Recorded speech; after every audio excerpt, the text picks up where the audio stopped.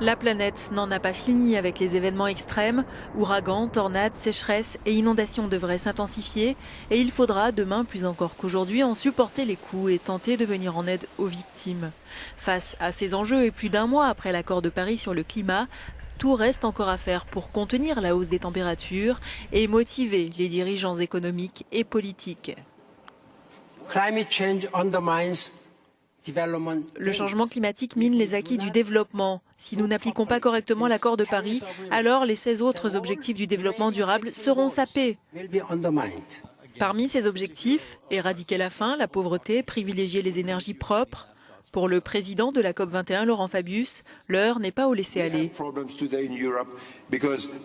Nous avons des problèmes aujourd'hui en Europe avec l'arrivée de centaines de milliers de personnes à nos frontières. Mais s'il s'agit de millions de personnes, que va-t-il se passer ?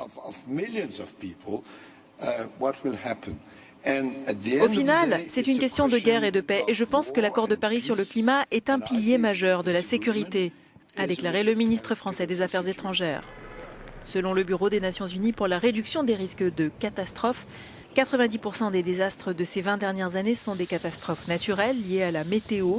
L'agence précise que le coût des désastres à travers le monde atteint chaque année un montant compris entre 250 et 300 milliards de dollars.